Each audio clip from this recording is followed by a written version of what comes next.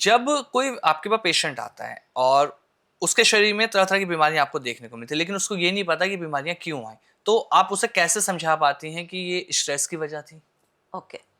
तो सबसे पहले ना मैं आपको हाँ। एक संस्कृत का कोट बोलती हूँ यस यहाँ पे, प्लीज। जो हमारे आयुर्वेद में हाँ। सबसे पहला इसका कोट है। जी।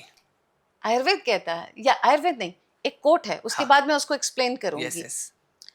हित अहितम सुखम दुखम आयुस्तस्य हित अहितम मानम च तच यत्र उक्तम आयुर्वेद तस्य उच्यते।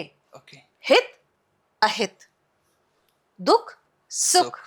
लाइफ का हित और अहित, जहां पे इसका सब मान लिखा गया है, हाँ। इसका प्रमाण लिखा गया है, उसको आयुर्वेद कहते हैं। ठीक है। सो ये मैंने क्यों परिभाषा बोली? आयुर्वेद कभी भी सिम्टोमेटिकली काम नहीं करता। ओके। करेक्ट। अब जब आपने मुझसे ये सवाल किया कि कैसे लोगों को लगता है कि ये तनाव जो है मुझे डायबिटीज दे रहा है, इसी तनाव की वजह से भाई डॉक्टर मुझसे सवाल करता, बहुत सारे सवाल करता, और वो एंड में बोलता है आपको स्ट्रेस है, तो आप बोलते हो हाँ जी स्ट्रेस तो मुझे बहुत ज्यादा है। तो उसको कोई टियोलॉजी समझ नहीं आती, माने कोई कारण पिन पॉइंट नहीं है, तो डॉक्टर एंड में क्या बोलता है? It's all because of the stress. Stress. Yes. तो अहित और अहित का आपको मान नहीं रहा, हाँ। सुख और दुख का आपको पता नहीं चला, आयु के माने लाइफ का क्या सुख है, क्या दुख है, क्या हित है आपकी लाइफ के लिए, क्या अहित है, आपको नहीं पता चला, तो वो जब आपने उस मान को नहीं माना तो आप बीमार हो गए। जी। और आयुर्वेद यही आपको सिखाता है, जो मैं भी आपको शुरू में कह रही थी, जी। बैलेंस। हाँ। पॉजिटिव से नेगेटिव कब हुए, वो बैलेंस, वो थिन लाइन बैलेंस जब आपको समझ में आ जाएगा, आपको स्ट्रेस इंड्यूस्ड कोई प्रॉब्लम नहीं होगी। मैम, स्ट्रेस को लेकर ना लोगों को ये लगता है कि अगर मेरे साथ कोई टेंशन हो रही है तो ठीक है, ये नॉर्मल है, और वो उसे इग्नोर कर देते हैं और वो आगे चीज़ों को लेकर बढ़ते रहते हैं। वर्कलोड है तो वो उसको इग्नोर करते हैं लेकिन आगे बढ़ते हैं। कहीं ना कहीं उन्हें ऐसा लगता है लास्ट में आके कि यार ये चीज़ें ना मेरी लाइफ के अंदर इम्पैक्ट डाल रही हैं, जिससे मेरी फैमिली लाइफ खत्म हो गई, मेरी अपनी पर्सनल लाइफ खत्म हो गई, और वो अचानक से एकदम से हिट करता है, बूम करता है। Yes. तो इस स्ट्रेस से हम कैसे बचें? सो जो ये आपने सवाल किया जी। ना, अगर मैं आपको स्टैटिस्टिकल डाटा हाँ। बोलूँ ना, अराउंड द वर्ल्ड 27% जो मेन हैं वो इनफर्टिलिटी का शिकार हो रहे हैं। ओके।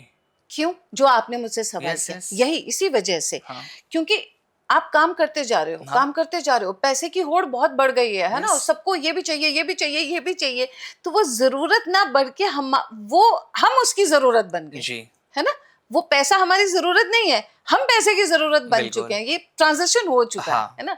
सो उसी दौरान में क्या होता है, जब आपका तनाव बहुत बढ़ हाँ। जाता है, तो तनाव बढ़ने की वजह से, जैसे मैंने आपको बताया, वातिक, पित्तज और कफ के बारे कफज, में। जी। या मैं आपको और थोड़ा नॉर्मल लैंग्वेज में समझाने जी। की कोशिश करूं, जब बहुत एक्सेस में स्ट्रेस बढ़ता है तो हमारा हाइपोथैलेमस पिट्यूटरी एक्सेस जो होता है वो बहुत ज्यादा एक्टिवेट हो जाता है। जब वो बहुत ज्यादा एक्टिवेट होगा तो तुरंत आपका जो कॉर्टिसोल हार्मोन है ना, वो टक ऊपर चला जाएगा। ओके। जैसे ही कॉर्टिसोल हार्मोन हाँ। आपका इंक्रीज होगा, आपकी पूरी लाइफ खराब हो जाएगी, बिकॉज आपका एंडोर्फिन हार्मोन जो वेलबींग हार्मोन है वो डिक्रीज हो जाएगा।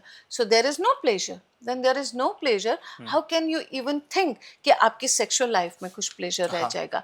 जो एक सेक्सुअल रिलेशनशिप होता है, जो एक नॉर्मल हैप्पीनेस देता है, उस हैप्पीनेस को अचीव करने के लिए माइंड तो हैप्पी होना चाहिए। माइंड तो हैप्पी है नहीं, हाँ, इंसान वो तो चिड़चिड़ापन आ रहा है उसके अंदर। एग्जैक्टली तो वो पूरा दिन का दोनों वर्किंग है, दोनों पूरे दिन के थके हुए हैं, they have no energy. Yes. ठीक है, माइंड में इतने काम है, मुझे ये करना, मुझे ये करना भी, उसको जवाब देना, मुझे ये टास्क पूरा करना भी, मुझे ये टारगेट कंप्लीट करना है, and at the same time घर पे भी वो अपना खाना बनाना है या नहीं बनाना है। तो वो इतनी सारे उनकी लाइफ में इतने सारे stressors, these are called stressors, ये इतने सारे स्ट्रेसर्स चल रहे हैं। अब ये स्ट्रेसर्स ने आपका एचपीए को इंक्रीज कर दिया।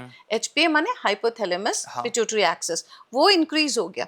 जब वो बहुत ज्यादा एक्टिव हो गया, उसने कॉर्टिसोल हार्मोन को इंक्रीज कर दिया। कॉर्टिसोल हार्मोन को इंक्रीज किया, एंडोर्फिन हार्मोन खत्म ही हो गया, देयर इज नो प्लेजर। सो आपका सेक्सुअल डिजायर होगा ही नहीं, आपकी लिबिडो खत्म। एंड फीमेल में भी लिबिडो खत्म, माने टू हैव सेक्सुअल रिलेशनशिप, वो भी खत्म। मेन में भी खत्म, दोनों में खत्म। अगर मेन में अगर लिबिडो है भी है तो इरेक्शन में प्रॉब्लम आ जाएगी। There is either delayed erection और देयर इज नो इरेक्शन। अगर डिलेड इरेक्शन भी है तो इजैकुलेशन में प्रॉब्लम आ जाएगी, there will be early ejaculation. तो सारी प्रॉब्लम्स कहाँ से स्टार्ट हुई? स्ट्रेस। स्ट्रेस।